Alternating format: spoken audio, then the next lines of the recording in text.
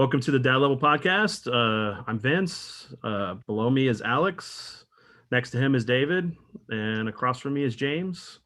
We're all dads. We want to talk about some stuff today.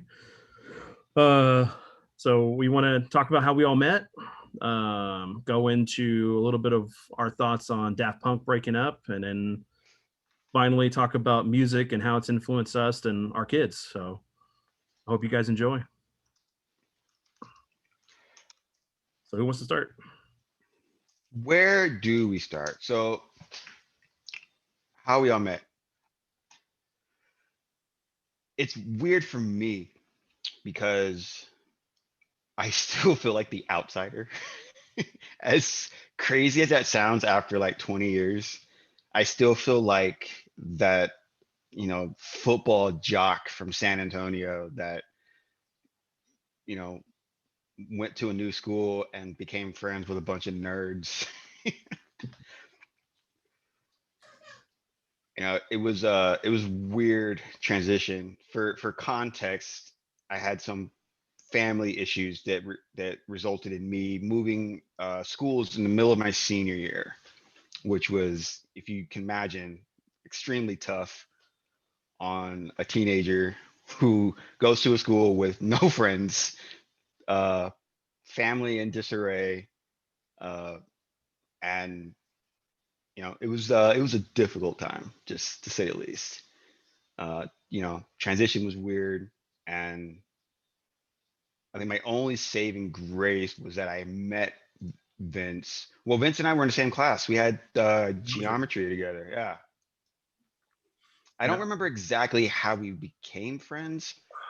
I think I saw you outside of school and I gave you a ride home at the apartment because you lived at these apartments like not too far from where the Yeah. high school was.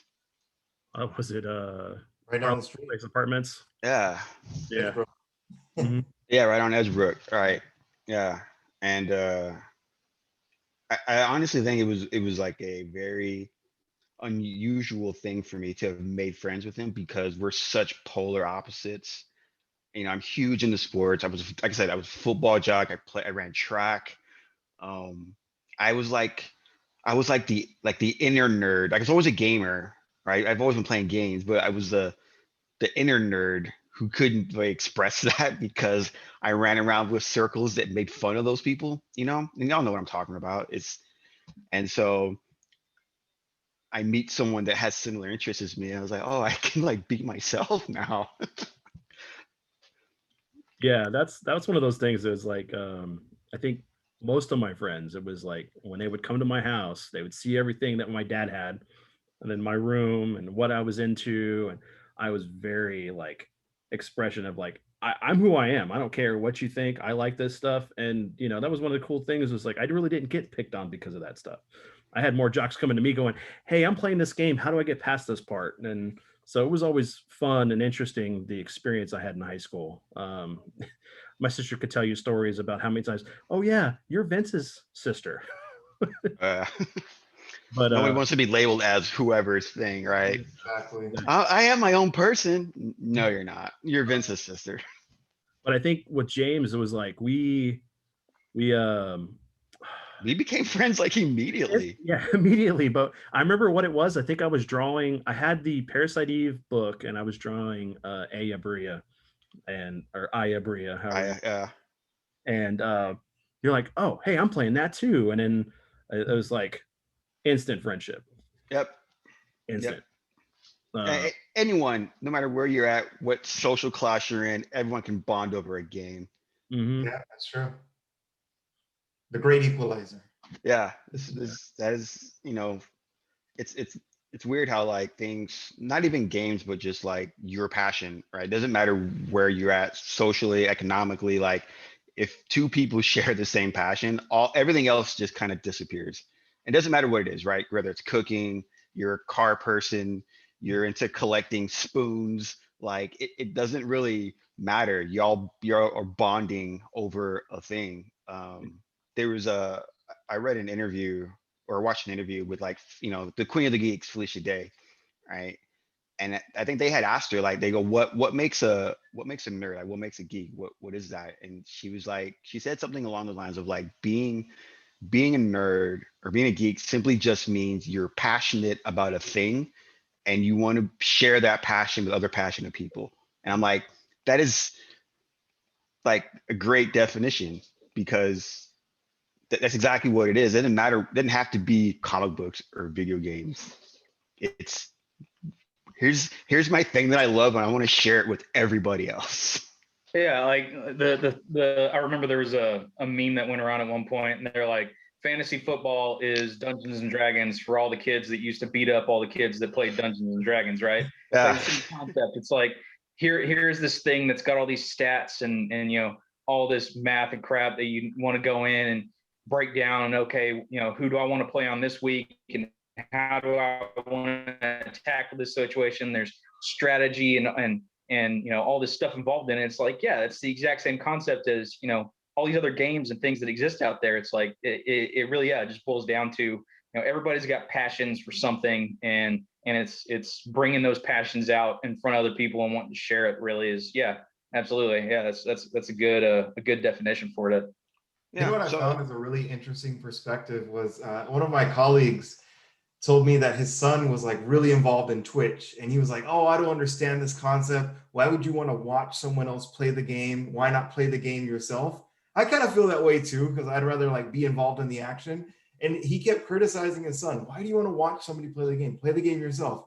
And then his son went to him and said, "Dad, don't you watch football every Sunday? You're watching someone else play a game. Why don't you go play the game yourself?" And the dad had nothing to say, right? And I thought, to me, to what James just said, right? Like, being a geek or being a nerd or whatever term that people use, it's just really about being extremely passionate about a subject. And for some reason, there's like this stereotype that relates to gaming or technology or, D&D, but in reality, it could be anything. You could be obsessed with Post-it notes. You could be Right. obsessed with anything, and you're a nerd or a geek for that, right? So, yeah, I agree. yeah, it's and him and I kind of like bonded over that, and we became friends. And then I think I went over to his apartment, and you open the door, and it's like Wizard of Oz. For real. The transition from like black and white to color. There's like everything everywhere, and I'm like, whoa, people do this. And you Yeah. go into his room, and he's got standees, and he's got posters everywhere, and I'm like, you've got Solid Snake in the background, like a 5-foot Solid Snake. Where did you get this from? Posters on the ceiling. It was Yeah, he's got wild. posters on the ceiling, and I'm like, oh wow. It was a lot to take in for someone like myself. I was like, I just have my little PlayStation. Like this is a lot to take in right now. I mean, he's like, oh, okay, this is how I can express myself. I'm digging this. Yeah. But yeah, and then from Vince, obviously I just kind of fell in with his circle of friends, and then I ended up meeting Alex and Josh and Jeff and Jeff and David and all them. Gus and Gus. Gus Yeah, was in class with us. yeah, he was in class with us. He's a funny dude. But yeah, Richard and just like I can name like all my friends that we all just kind of melded together. So it was Yeah. like my house on the weekends. What are we On gonna the week- do? It was every What are we day gonna on the do? weekends, Yeah, man. It was after Almost. school. It was Yeah. like Vince's house was the place to be, right? Like That tiny apartment. Yeah. right. Yeah, like you watch like TV shows like Saved by the Bell, they all went across the streets as like some little diner or something and hung out. That was like Vince's house. We all like would grab snacks at the convenience store or pick up something in the drive-through and then head straight to Vince's house. And he's right. Like you open that door, it's like you went to a whole different world. You're like, what is this? And there was so much going on. One of the things that I found really fascinating about your house, or your apartment at the time was, Ember and her friends, right? So it's almost like, like stereotypically it'd be like, oh, Vince's sister over here in her room with her My Little Pony friends, but that wasn't it at all. Like they had their own little thing going. And the funniest thing is like sometimes there'd be crossover. Like one of her friends like, what are you guys playing? Oh, I play that too. And like that was Now we got everybody. Yeah. That was another mind-blowing concept there. Which let's transition this over to David, because since we're Yeah, talking yeah, James and talking about how he feels like he's the odd man out. It's like y'all talking about how Ember, oh, you're Vince's sister. Well, that's not how I knew Vince. I knew Vince is Ember's brother because of the fact that I'm younger than all you guys, and so I was in school with his sister for a couple years in middle school, and then in high school, I completely lost, fell out with everybody, and it wasn't until I became friends with Ember's ex, and then just one day I went with him over, to his girlfriend's house at the time. I walked in, I saw Ember. I was like, "Oh, hey, I haven't seen you in like 2 years. What's up? How's it going?" And then, yeah, you go in there and there's just bookcase. At that point, they were in the mobile home. I was never around for the apartment, but walked in and it was just like bookcases of movies and yeah, standees everywhere. I was like, all right, this is a little different than what I'm used to, but cool. All right, let's get to learn about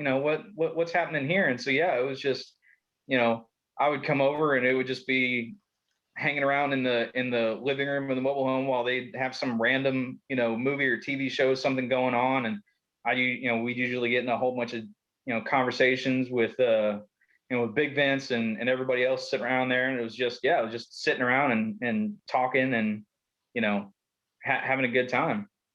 Yeah, Big Vince is like my savior. I mean, I've never told him this, but like he's like the dad that I needed during that time because my family broke apart.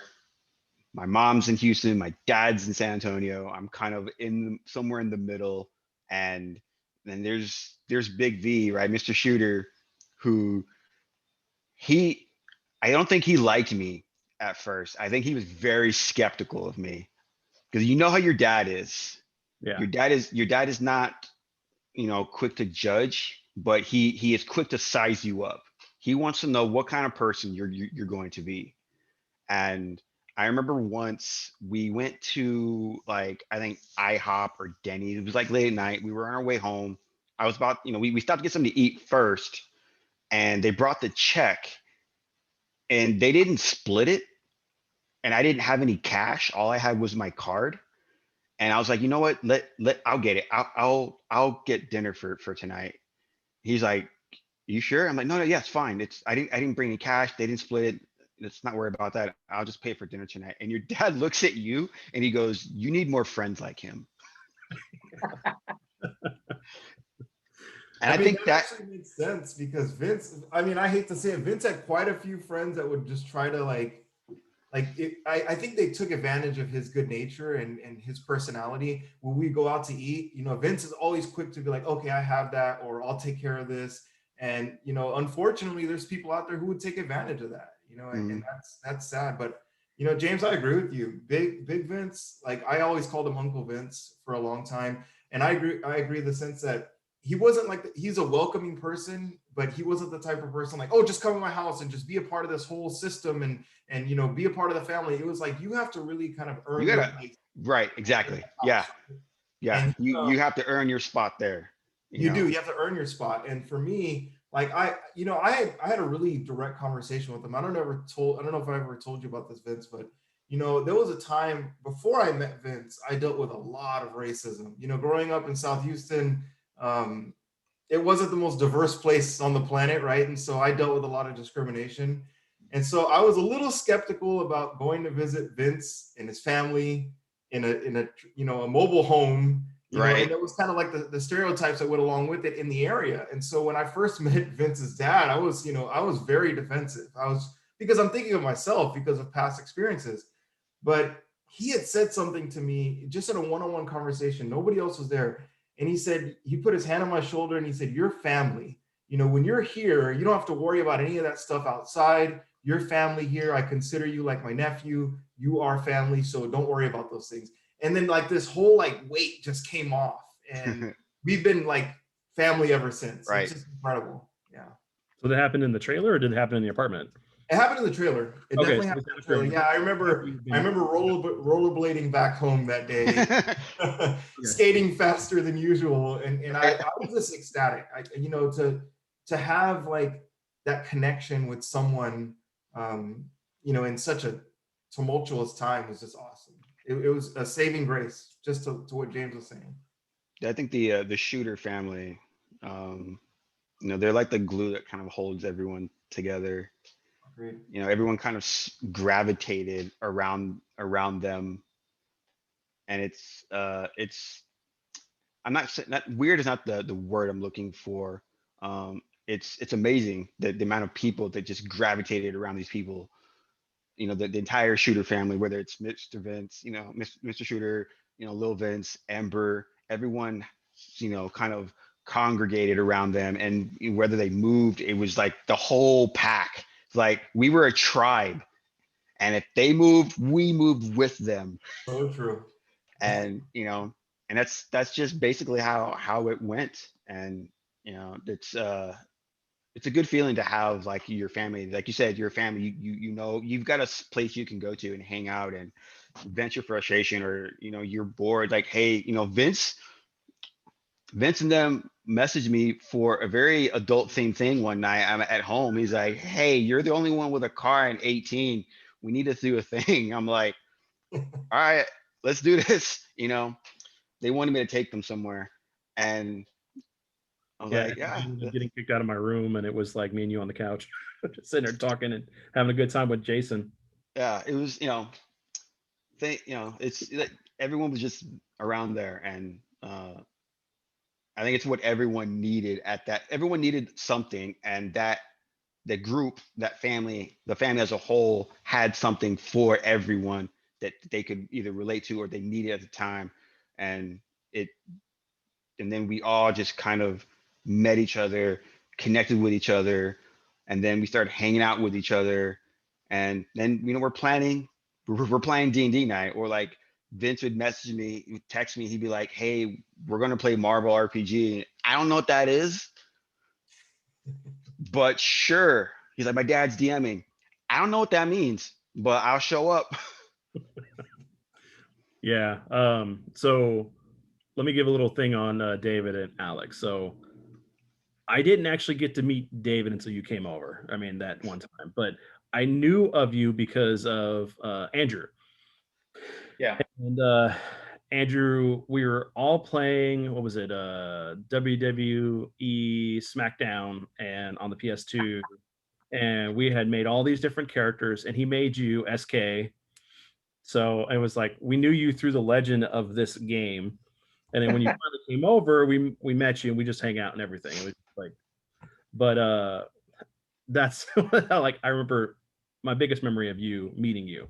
And it's like, we've hung out ever since. So, but and Alex, let's see. So I hung out with three of our friends, uh, Bobby, Steven, and Jose. And I remember it was our it was a sophomore year, I think it was. The same year I think I met James. Was like, they were like, hey, Alex is going to come in and you guys are just going to hit off. He's this really cool guy. He's got all, he collects just like you do. Because I remember your room when I first went over there, man. I was like, man, my room was crazy. My mom hated my room. I remember meeting Alex for the first time. I think the first time I actually saw him, I think he actually came over to Vince's apartment. He was rollerblading. And I think the reason why I remember this is because he had the rollerblades that just, like, the wheels unclicked from the shoes. And I had never seen that before. And so he gets to to where we were at, and he just goes click, click, and then walks in, and he's holding the wheels in his hands. And I was like, what just happened? Who is this guy? He just took his wheels off his shoes and walked in the house. Like, that was yeah. I just thought that stuck in my head.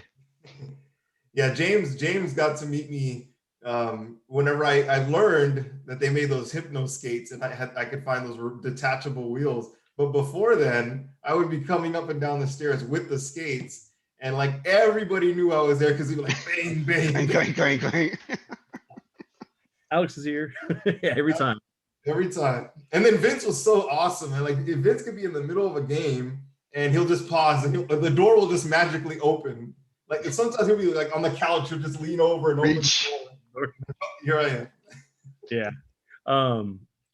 I guess I'll tell this story real quick, and then we can move on to the next topic, unless you guys got something else. But I Nothing. remember we okay, so the reason why we moved into the trailer at the time was because the apartment we were in, Caught a fire, right? kid, like the apartment, so it's like, four apartments together, each little unit. So the one on the corner at the bottom, diagonal from us, the kid started a fire on his. Yeah, I remember that.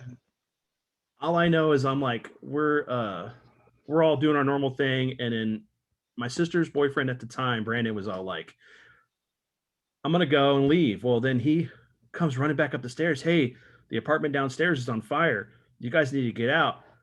And we're like, holy crap, what's going on? So we scrambled to get our cats out first, and then I got them in my dad's car, and then we went back in to get kind of things that were personal to us. And I remember I was so angry about the situation. I punched a hole in the wall because Yeah, that's all going to burn down anyway. So I was like, um, what's it going to matter if we're punching a hole in a wall?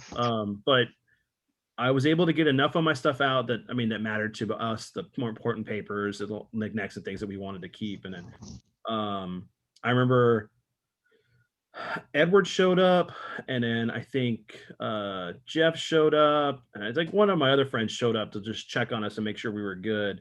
And luckily, they were able to get the fire put out. But at that point, it was before then, yeah. we were like, we can't do this anymore. So the trailer was actually my Pawpaw's, my dad's dad. It's home. He purchased it. It's been sitting there, and we moved in there because it was just a safer. If anything were to go down, it was our fault versus somebody else being able to hold the keys to everything going up in flames. Mhm. But and just like every place we ever go to, it was like everybody would be there. I mean, even Yeah. like on the weekends, we would or after school, Super Track, then my house. Yeah. Or Super Track, Jack in a Box, or Taco Bell. Taco Bell. Yeah, we had a lot of Taco Bell at the age of We ate a 19. lot of Like Taco. Taco Bell. So Oh, yeah, yeah, but horrible. it was a lot of good times, and I know it helped my dad a lot because being a single parent, raising both of us, and working all the And time. us. He was home. Yeah, that's true. He was like, "Hey guys, what's going on?" He didn't even bat an eye that all of us were hanging out at the house all the time. He didn't have to worry that we weren't going to go and trash the place and have a big party. If we were having a party, we're just gaming or whatever because we just we respected the place we were at. Yeah. But your dad had a good sense of a person's inner personality because Yeah. there's times that we brought people over or somebody came over and you could tell your dad just wasn't feeling that person, and usually they never came It back. never came back. Yeah, I mean, I'm not going to name any names, but I think we know who we're talking about, who may have stepped into the house and your dad's like, who's that? Yeah. He said he's gonna size you up. He wants to know what kind of person you are. You got to earn your spot to come in. Because if he doesn't trust you, then that's it. You won't be welcome back. And it's not like a judgmental thing. It's just you know you who when you bring someone into your family, you have a dynamic, and if you bring the wrong person into your family, that changes the dynamic. That causes grief. It causes strife. It causes um, you know a lot of unnecessary drama. And your dad was quick to make sure that that wasn't going to happen. That, Yeah. hey, yeah, he was always welcoming. You get you get one opportunity, maybe two, but that was it. You come in, you greet yourself, show your worth. If you sit there and you're quiet and you're respectable, all right, that's how they are. You mess up once, your dad would still be like, hey, look, you get an opportunity. He wouldn't, like, he would write you off.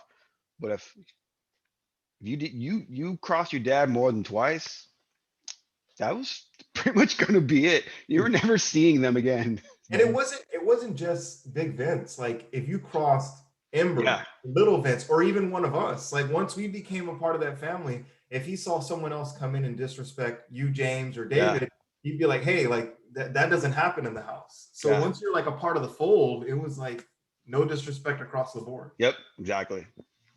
I definitely want to do a whole episode on my dad in general because We should. I think we should do that. he's done a lot of good things. I mean, my dad was always a type of person, just because of the environment and things he grew up in, that even if you came from a broken home or a difficult situation, he would take you in. I mean, like Jason Mhm. lived with us Jason was the ultimate example Yeah. of your dad's character. and Yep. another one that we're gonna have a dedicated episode for. He was Jason. Yeah. and I owe him that much to. Maybe for Father's Day or Yeah. around that time period. Yeah, that'd be Yeah. cool. It sounds good because I mean that was about around the time, a little bit before that or after that. I can't even remember when he passed, but we'll definitely do something around that time about him and my dad.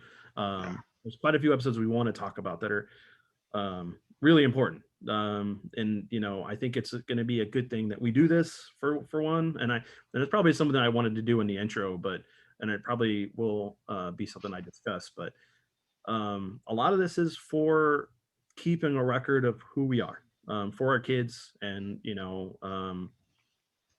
so that way they have a record of who we are, who we were, and if anything were to happen, they have it. They have something they can always watch us and remember the good times. So, but yeah. So, David, is there anything else you want to add real quick before we move on to the next topic? David freeze? I think he froze. I was like, David's been keeping that straight face for a while. Okay, so if when he comes back, but what we can do is talk about the next topic of Daft Punk splitting. Like, Oh crap! oh, David, you back? yeah, you back? Hey. Hey, there he is. Man, I don't know what the heck happened there, but all right. So yeah, I guess David, is there anything else you wanted to add about my dad or anything like that? I mean, it kind of like what you guys are going on about, right? It would take a whole episode to cover all the stuff about your dad, right? Like, I didn't really. By the time I met you guys and everything, it was just kind of a continuation of the growth I was already in into getting into everything that was out there. It was just kind of another source of new information for me, and just getting into things, and again, meeting like-minded people, right? Kind of like what everybody was already sort of touching on. So yeah, we can save it for more in depth for a later time. Okay. So yeah, so the next topic would be about the split of Daft Punk and their influence on us heavily at that time, because when they came out, it was definitely one of the bands we listened to during our adventures of Game Crazy and arcades, Tilt, the malls, the Pokemon tournaments, all that stuff. So what are you guys' thoughts on almost like what, close to 3 decades or Yeah. Yeah, it's pretty close to 3 decades.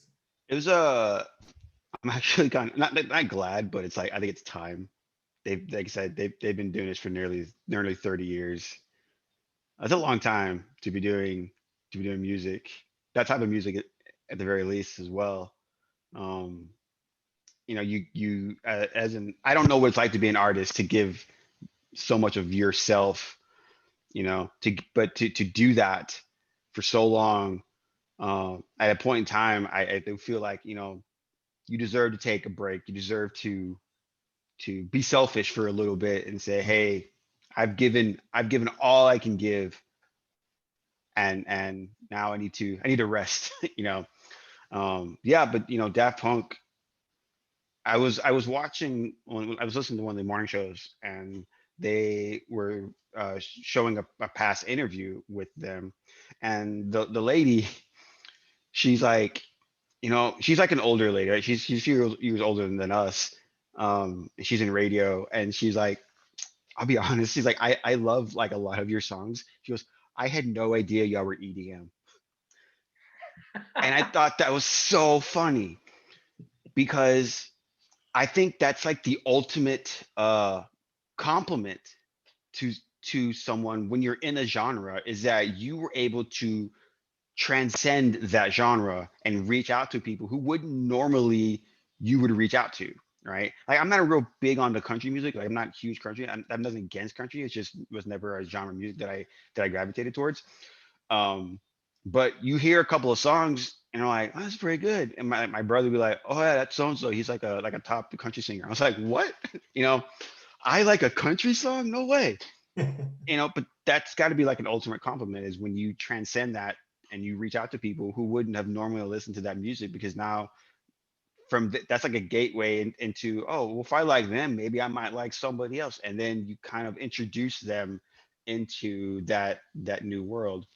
um and I like, me personally, I've always liked like house music. Like me and Alex, we used to talk about house music all the time. You know, him and I had similar tastes in music, you know, in that regards. um you know, with like house music and techno music, and you know, that whole EDM type. The EDM wasn't even a thing really. It was still like subgenres. They that EDM term has been more of a more recent, all encompassing, but they had all of these like subcategories. um and they're the ones who kind of made that like more mainstream. And they just influenced they started a whole generation. And it is sad to see them go. Alex, anything? Yeah, I agree with James in a lot of sense. They were kind of like that gateway into this genre of music that a lot of people weren't very familiar with. And to James's point, we were listening to that type of music well before they even used that acronym EDM. And honestly, I think the acronym kind of changed Over the time. yeah, it changed Yeah. over time. And now what people consider EDM is this music I'm not that interested in, because, like at that time I was really into house and vocal Mhm. trance and Right. side trance and all these other genres. But the one song to me, like Around the World, when that came out, Yeah. it was like, first of all, how could we listen to something so repetitive? It was like the same thing over and over, but it wasn't annoying. It was still like it put you in a trance. And I think that's what Daft Punk's music did, was one of the first artists to put you in this headspace, this trance, because I could listen to Around the World and you could put it on repeat for like an hour and we could be talking, we could be like hanging out, playing games, whatever, and not even notice. We're just kind of in the groove of that music. And it just like put this energy inside of you, right? And so I've always loved like dancing. I've always loved being in like that atmosphere, right? I wasn't like going to the club for me, or going to A a rave. bar was more about a rave was more about, Yeah. it wasn't about like, oh, let's try to experiment with drugs or let's drink. I Let's go just dance. dance. I Yeah. just wanted to like really hear the music and listen to the DJs. And that time period of Houston, like around that time, like 99, 2000, like we were in high school together, like there was this place near Alameda Mall we used to go to. And I mean, these clubs, it was so awesome. Like the music scene was so incredible. And when a Daft Punk song came on, everybody felt it. Yep. To James's point, right? Maybe you didn't like that music, but there's something about it. Your foot would start tapping. And then you're like, okay, yeah, like this is great. And what I love about Daft Punk is that they continuously like evolved, right? And when Interstellar 5555 came out, that music video, I'm sure you all remember, like my famous house parties. Alex said, I'll have all these house parties, and I'd usually just play that video in the background. And we're all talking, and people are like, well, what is this? Like, well, first of all, where's the music coming from? And what are we watching? What is this, an anime? And I'm like, no, you're listening to an hour-long music video. And if I had to think of one thing that Daft Punk left for the world that we can use forever, is that movie, is that long Yep. music video, because I think people are going to be watching that for decades to come. And that's the funny thing, right? Like, I remembered kind of hearing Around the World every now and then, right, get brought up, but it was really that Interstellar album that was where I really got introduced to them, because it was like it was on Adult Swim, right? Like Toonami was around. I was just starting to get into anime. I found out that Adult Swim existed, and like I turned on Adult Swim one night, and they were just doing like a block of just like music videos where it was they played the first 4 songs of Interstellar 555, right, starting all the way up to Harder, Better, Faster, Stronger, and then they would cut off, and then they like play the old Gorillaz, Yep. music video. So it was just kind of I mean, that really was just with them and with Gorillaz, just kind of opened up a new set of music that I never really heard, never really been interested in. It just again, Around the World was just kind of something they would play in the gym whenever we'd go running, and that was kind of it. But then all of a sudden it was like, man, this is a little bit catchy, and now you've got all those images of the guys descending down from the spaceships and shooting the guy setting up that crazy intricate crossbow just to put a little knob at the end of it, shooting. It was just, it was so odd, and just like the imagery of that, and then it kind of turned into the budding interest in like just the like sci-fi and all that kind of stuff. It was a lot of things, and like kind of the way I get into it was genre, but especially that album just sort of like used so much imagery and so many concepts together with that whole story that they told. It was awesome, and yeah. Yeah. I think one of the hardest things for me right now is that Edward getting into Daft Punk. He really loves that Discovery album, which is the Interstellar 555. So, and his One More Time is his favorite. And I'm trying to introduce him to the other albums and stuff, and especially Random Access Memory. That album's great. I love it. And in the Tron soundtrack.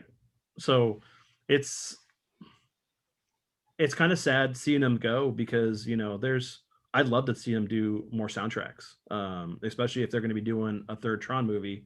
I'd love to see them come back to do that. The funny thing is that for me getting into them, I remember, I think the first time I heard it was on MTV. MTV is totally different than what it was. I mean, what it is now than what it back then. So, but having that video play, and then there was a talent show at South Houston, and they did a reenactment of that, and that was pretty cool. But I think the thing that got me into that type of music was because I love video game soundtracks. I was always into that stuff, and so I think a lot of the stuff for me for music is another way to get into things. And I think this will bring into a whole other topic, is the last topic is basically how music has affected us and our kids. And I remember what was it?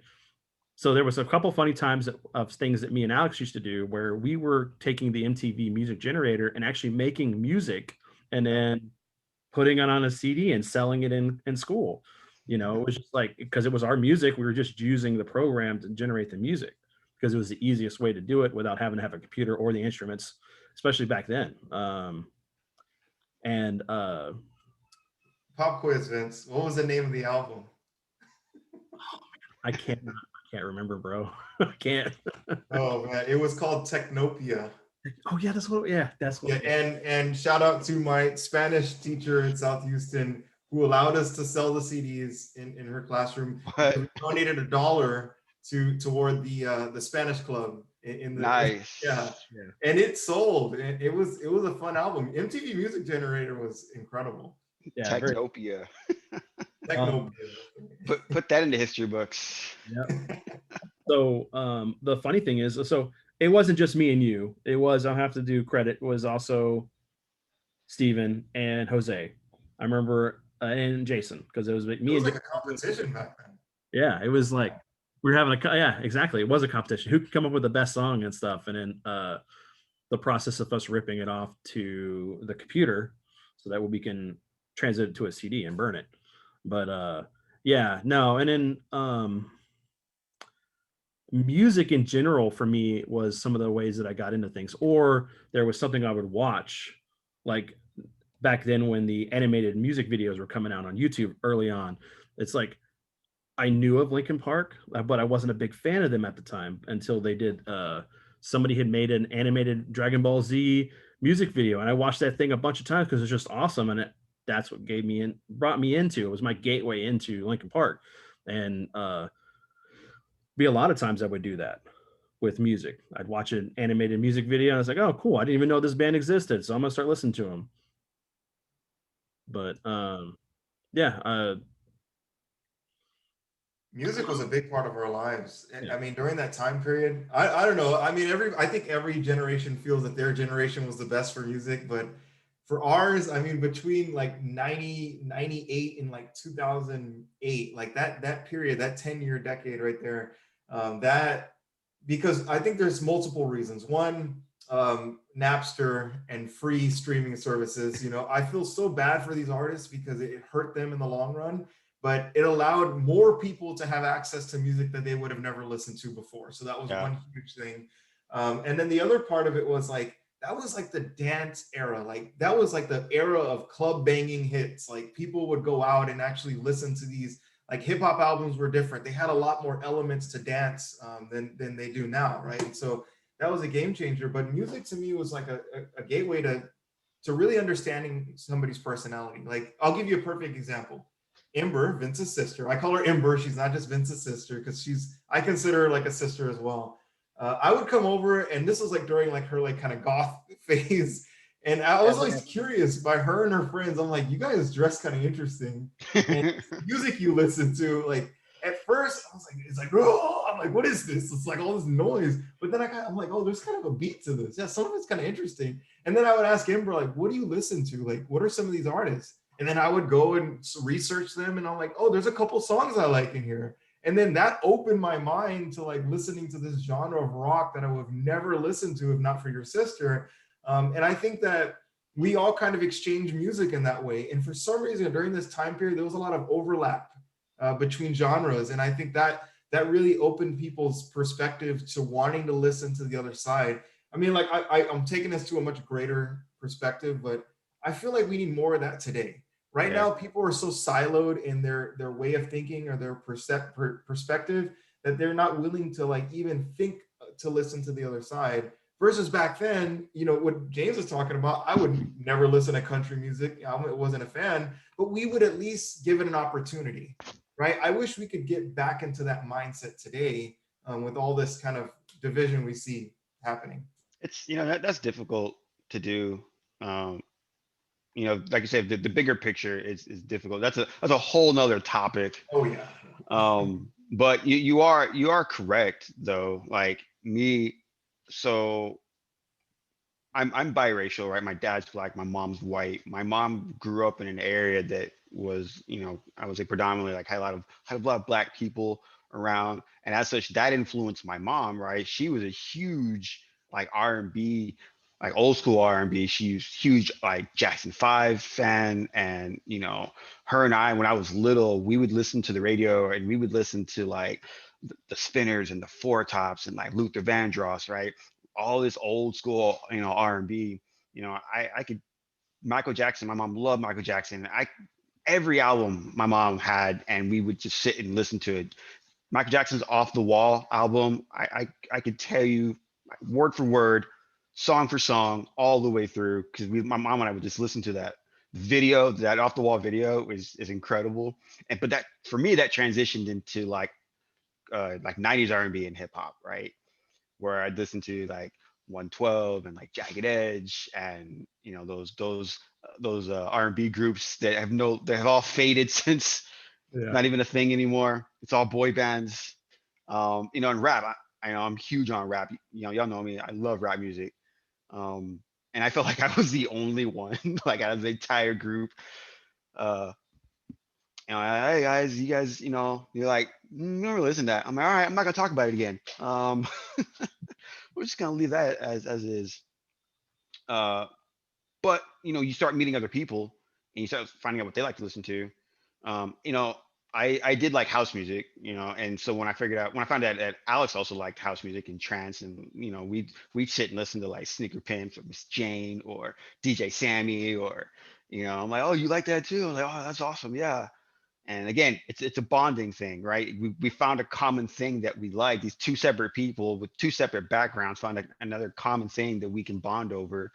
And if everyone would stop focusing on what makes us different and start focusing on things that we have in common, we would all be in a much better place. Yeah. Yep. Well, kind of in that vein, right? Of just kind of getting exposed to new things and sort of bringing it back to the kids. And Vince, you're talking about how it was seeing animated music videos on YouTube that kind of brought you into different types of music, right? Like I know at least with my kids that seems to be what they do. Like they get into these weird lanes of I'm going to sit down and watch this music video that somebody made that it's all about just telling some story about somebody in Minecraft, or there's Mhm. these like stick figure videos that are all like these little fights, but there's like a whole story behind it. They're using somebody else's song, but Yeah. the message of the song is being able to be played into this little story that they're telling with the characters kind of deal. And the first couple times I saw it, I just kind of looked over. I'm like, what on earth are you listening to? And what the heck is this on the screen? Is it Minecraft again? Man, y'all guys have got to take a break from that. Like, there's other games to play. And we would go get in the car and they would just want to listen to those songs over and over again. And yeah, at first I was kind of pushing back on it because it's just that repetition that kids like, right? Yeah. Of I want to watch Happy Feet again. It's like you just watched it 6 times in a row.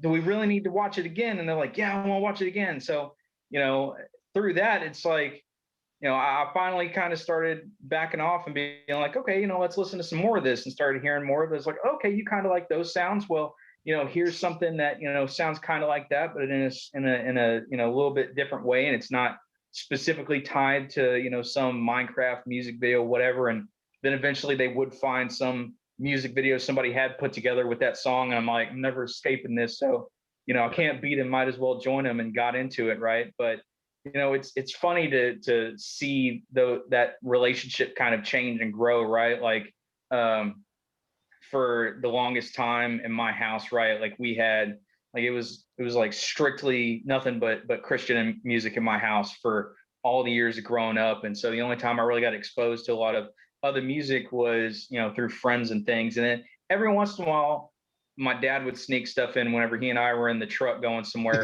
And I'll never forget the first time I ever heard AC/DC's Big Balls. And I just would walk around the house just singing that stuff. And my mom looked at my dad like, what did you do? And he just kind of laughed about it. But, like with my What? son, right? Like I'll listen to just about everything, right? It's like I've gotten to that point in life where it's like, I know I have to be in the right headspace for a lot of it, right? Like you guys talking about country music.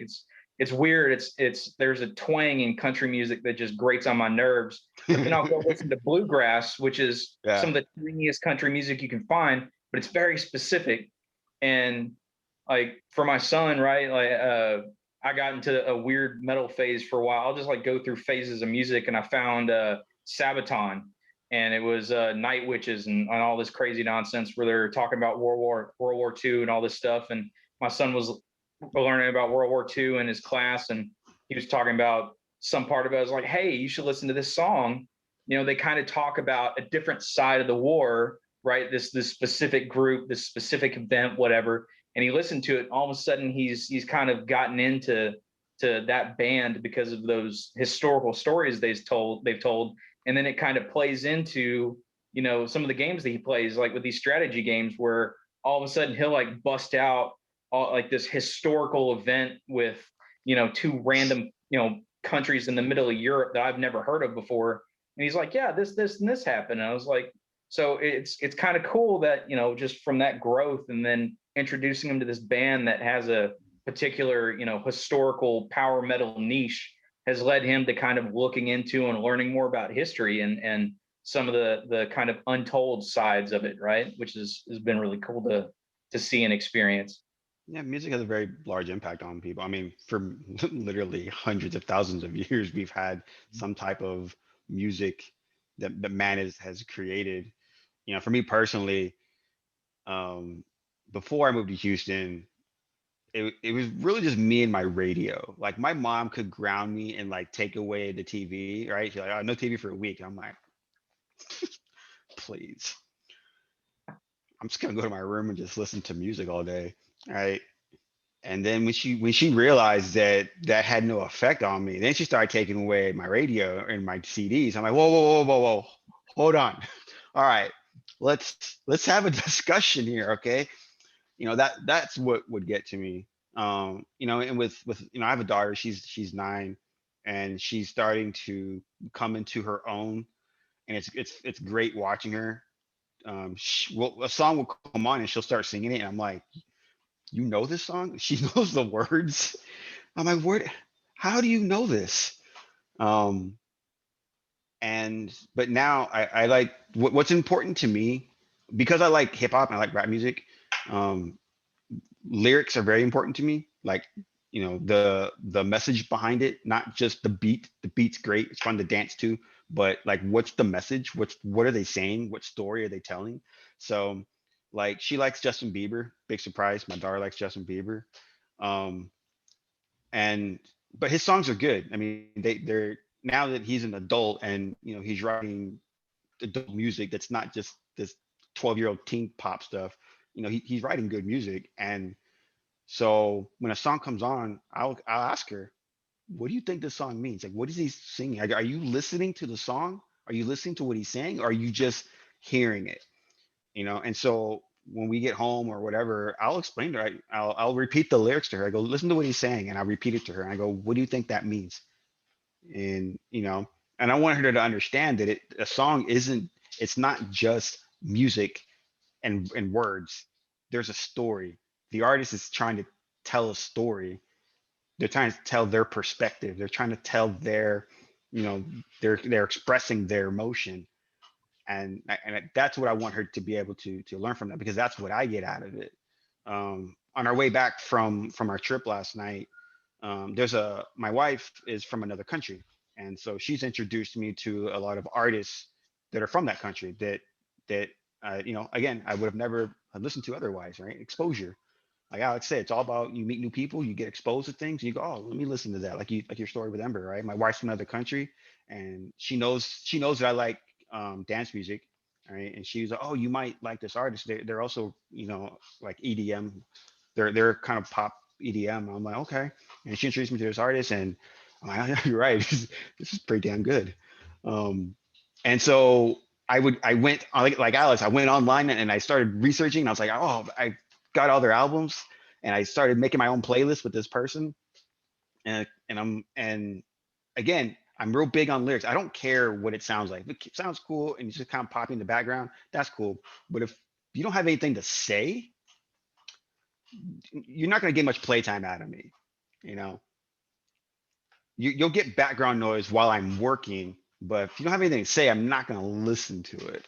And there's one artist, just as an example, her name is Astrid S. I think she's from Norway, and she has these songs. And what I like about, they're kind of like love songs, kind of emotional heartbreak, kind of like Bruno Mars.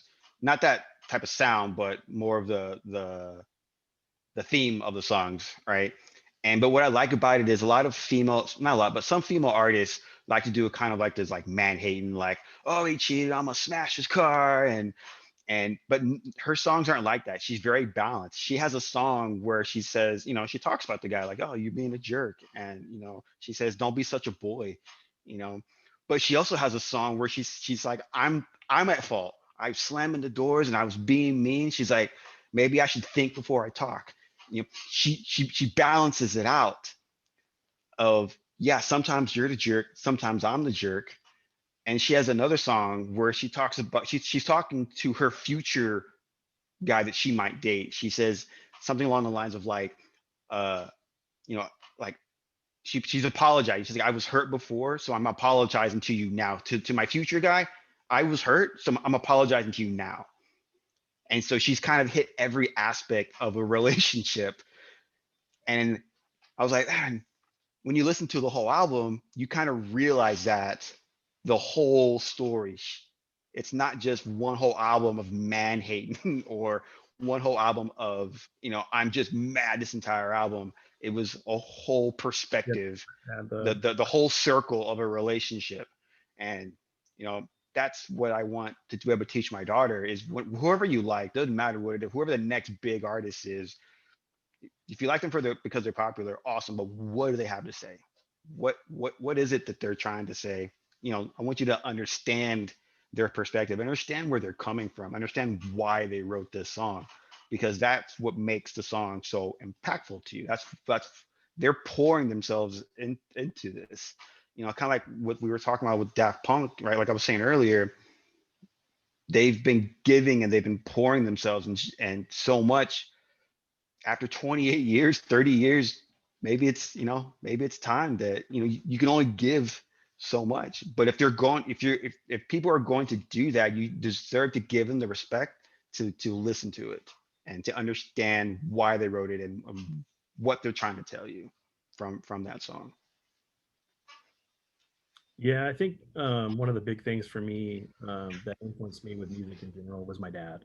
Like James was talking about with his mom, and we him growing up in the you know mid to 60s to 70s and into the 80s, it was like I got a real good influence of like of genres. I never could get into country. I still can't. I think I that's one don't of think I've ever heard Vince not listen to an 80s. Like yeah, that's my thing is I'm eight big yeah, 80s. you kind of pretty much like you listen to our stuff, you kind of pivoted to 80s. That's where you pretty much stay at. But the like ELO, Queen and ACDC and Led Zeppelin and all that stuff back then. I mean, heavily influenced by my dad. Michael Jackson. I and it's funny because I'm buying records now and I'll start playing them and Edward will be in here like just kind of dancing to it, like wondering what this is. And I know one of his he likes Bohemian Rhapsody from Queen. And So who doesn't? All right. I yeah, mean, exactly. Um, but the coolest thing is like being able to buy soundtracks. I know I'm weird that way. I like the 80s. I guess it's because most of my stuff that I like is nostalgic. It brings me mm, back to good times and it keeps me moving with everything going on now in good times because life can be hard and having music to be able to take your mind off of it helps a lot. I know that music helps me get through work. If I'm mhm. writing or drawing, it'll put me in a mindset where I'm like I'll hit where I need to be creative. And that's one of the things I want to pass on to Edward is how important music is. And I know that he does the same thing that David's kids does, where he's like, "Oh yeah, I'm watching this video about somebody who did something in Minecraft and their music video," or and I'm like, "That's cool. Well, here's this. Try this." One of the things I was trying to do was when he was born was have him listen to a lot of soundtracks, like uh, Link to the Past and Chrono Trigger and Castlevania Symphony of the Night, just different types of music to help him broaden his perspective. And now that he's a little older, I still have him listen to like Depeche Mode and the Gorillas and Daft Punk, and there's just a lot of stuff that I'm hoping to influence in him, so he'll have his own music. And that was one good thing is like I have my music that reminds me of my dad and my life about that time. I have music that I can listen to that reminds me of my friends. I have music that reminds me of certain games I've played. Um, it's pretty cool because I know that one of the things that I know I don't have a lot of pictures up of my family or things, but I have things that help my mind remember those times. So I may have you know, a Metal Gear Solid figure of, Big Boss from Snake Eater, and it's like I can remember looking at that. I remember the times of me playing it and talking to James or talking to Andrew, and Yep.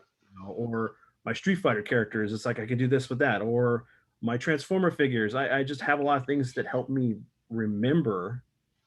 So I'm remembering. And music Basically, is one of them. I remember the song. I remember back in 1992 when we become those old people. We've transitioned into those yeah, people. I We're remember when those this song guys. came out. We're those people. Yeah. but yeah, that's just me. I like to live in the now, but remember the good time and make new memories to continue that flow. Yeah. And that's always a good balance, right? I mean, I'm all, like y'all, I like nostalgia.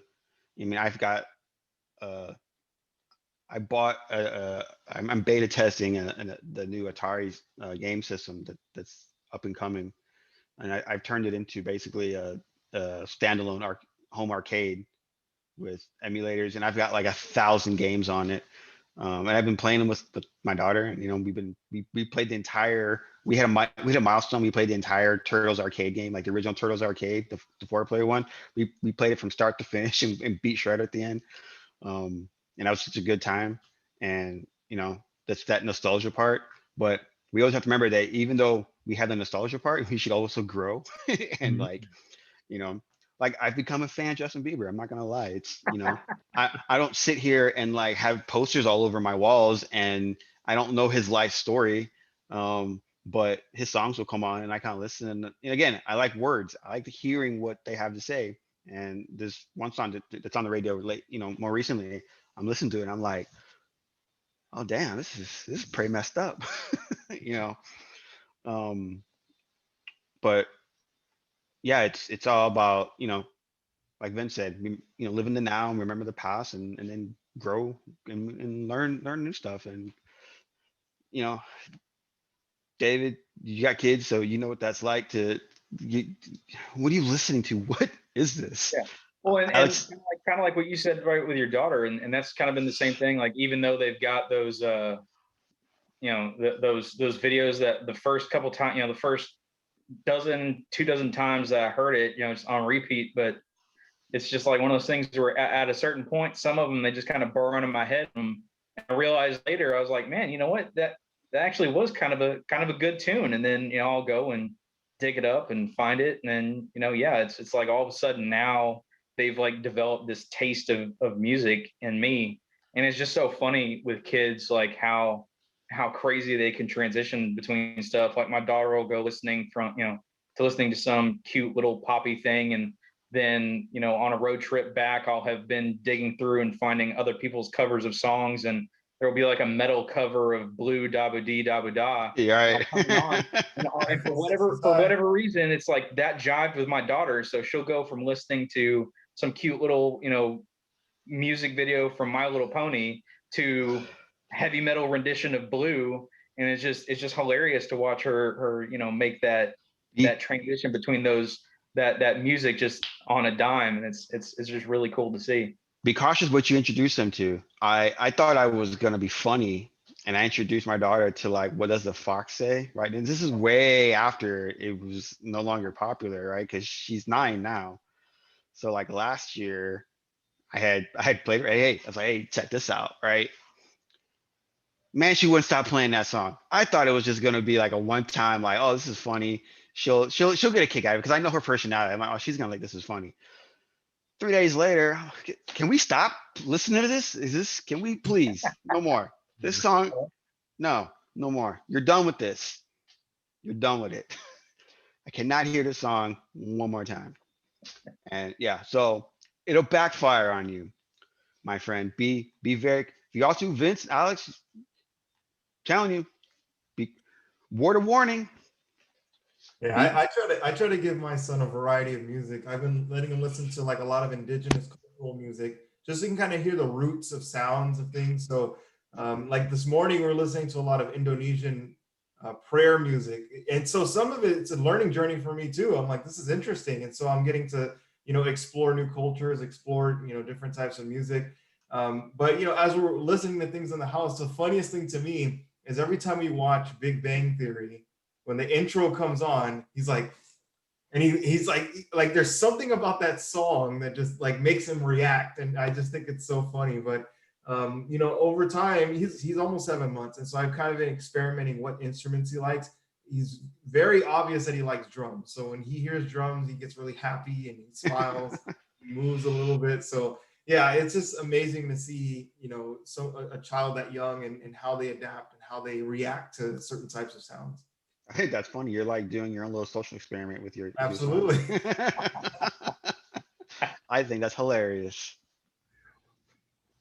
Well, you guys got any last thing you want to say before we wrap this up?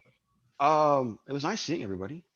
Yeah. It's been a while. We're all adults now and um, doing our own thing. And I am, the worst at reaching out, and that's just that is my area of opportunity. I always think about y'all. I got pictures of y'all everywhere. I'm the opposite of Vince. I like photos. I like seeing a photo. I got, there's a photo of me, Alex, and Vince. There's photos of me and Vince. I'm like, oh yeah, I remember that time. Us back when we were 19, skinny, and Whew. yeah, Yeah. not Yeah. like, We were oh, skinny, man. who's that guy? Who are those guys? Right. Even my daughter's like, Dad, is that you? I'm like, yeah. She's like, what was that face? What what was that face? She's like, all right, thanks. Appreciate it. That's what we look like. All right. That's 90s. Yeah. Appreciate it. All right. Appreciate it. But no, it's really good, seeing y'all and having discussions, and it's good to to socialize with people other than my wife and my daughter. I love my wife and my daughter. I have great conversation with them.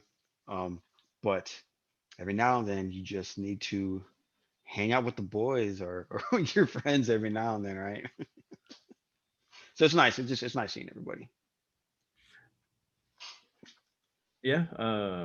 Well, James, you're always welcome back anytime. So Yeah, just hit me up. Let me know ahead of time. My schedule's, if it's gonna be like the pretty consistent time, then yeah, expect me to make a return.